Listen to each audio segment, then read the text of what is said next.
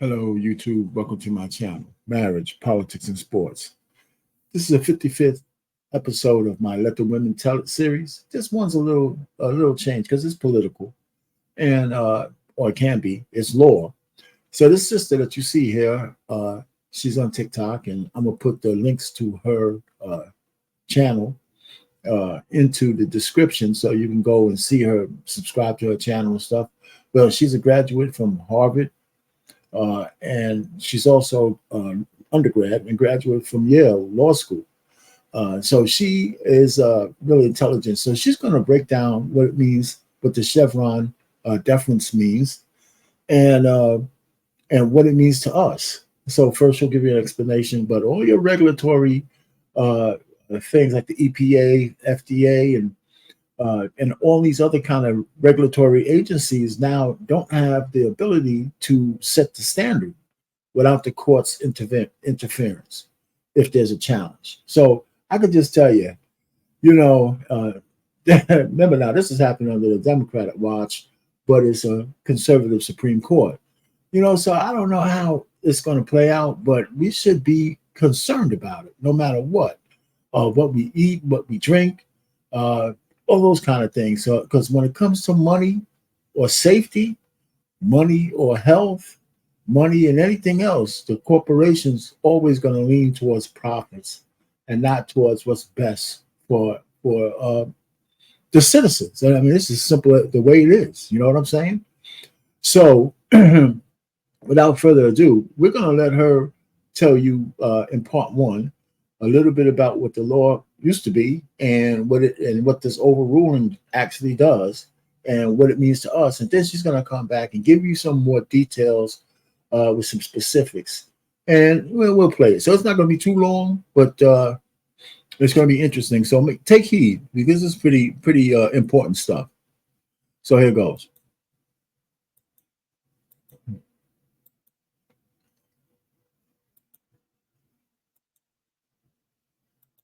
Supreme Court decisions in modern history. And if you don't know what Chevron is, that's okay. They don't really teach it in schools, but I'll explain it to you. I graduated from Yale Law School where I focused in constitutional law, so I'll try to decode this rather simply because you need to know how this works. So basically, Chevron deference dates all the way back to 1984 in the Reagan era. It was a major Supreme Court case having to do with the EPA, where the court essentially ruled that where a rule or statute is ambiguous, the federal courts must defer to an agency's interpretation of that rule. Most day-to-day life and functions for you and I are run by federal agencies. For example, the EPA, the Environmental Protection Agency, makes rules about clean air and the environment. The FDA makes rules about food, the CDC, the Department of Education, the Department of Transportation. We have the FBI, the IRS, the VA, the list goes on and on.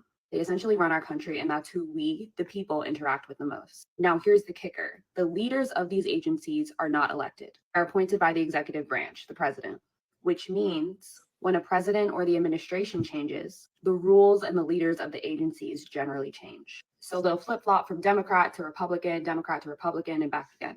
Anyway, most Republicans and libertarians absolutely despise Chevron deference. They believe it gives government and agencies way too much power, and especially for people who are not elected.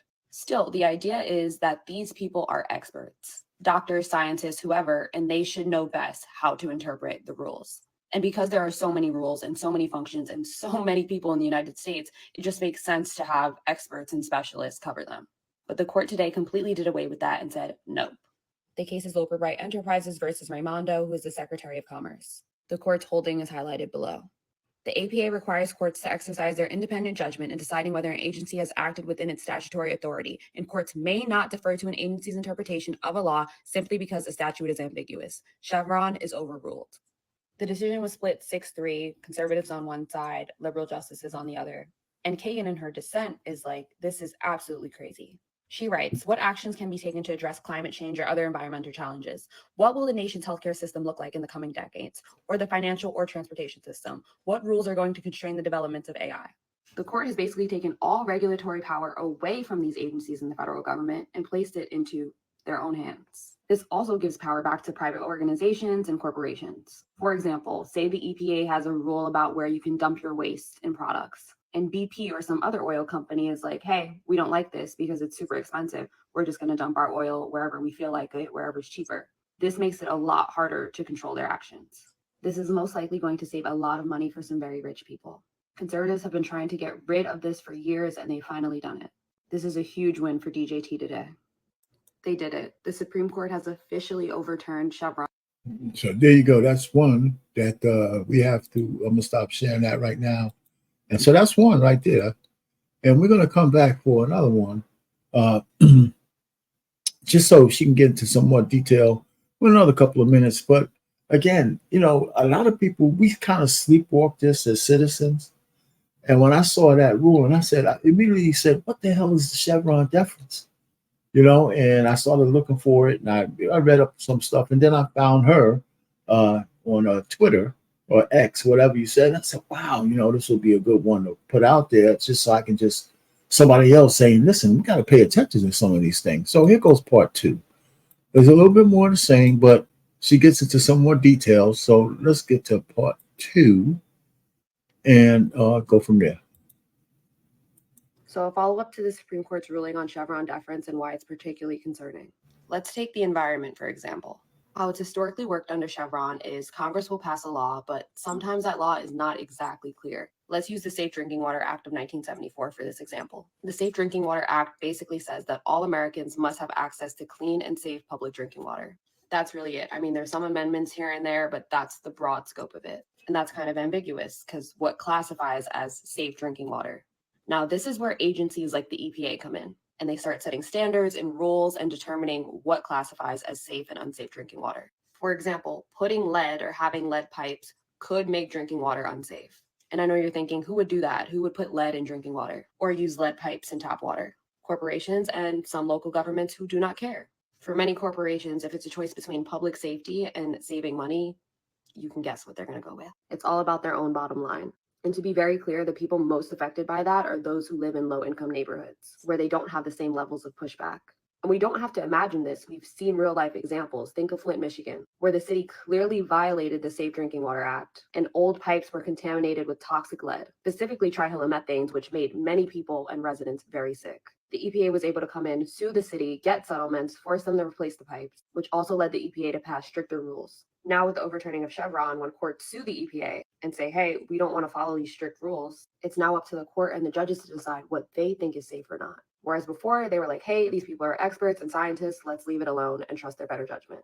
And for the questions and comments asking, why can't Congress then just pass specific laws and be less ambiguous so that the decisions won't be left to the agencies? Well, there's two problems with that. First, Congress is extremely partisan, especially in the last few years. It's pretty hard to get anything passed. Second, Congress doesn't know and likely won't get into the details of what percentage of particles make something unsafe, how to determine the levels of pollutants in the air, all of those things. That's historically what experts have been for, not officials with no background on the subject. Again, this is just one example of an agency with the environment. We haven't even talked about what could happen with the FAA and Boeing.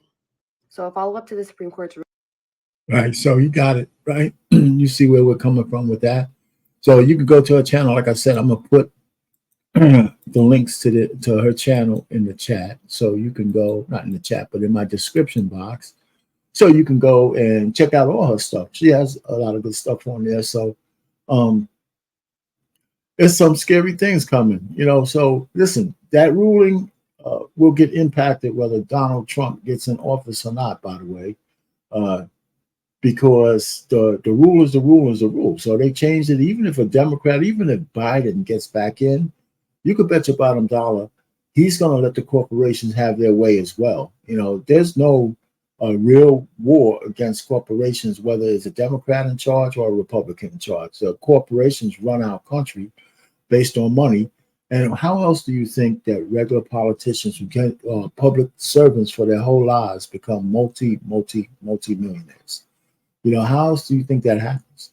Anyway, go check out our channel. Go read some more on the Chevron deference and some of the recent Supreme Court rulings that just came out this week. They all impact our lives. So we should be aware.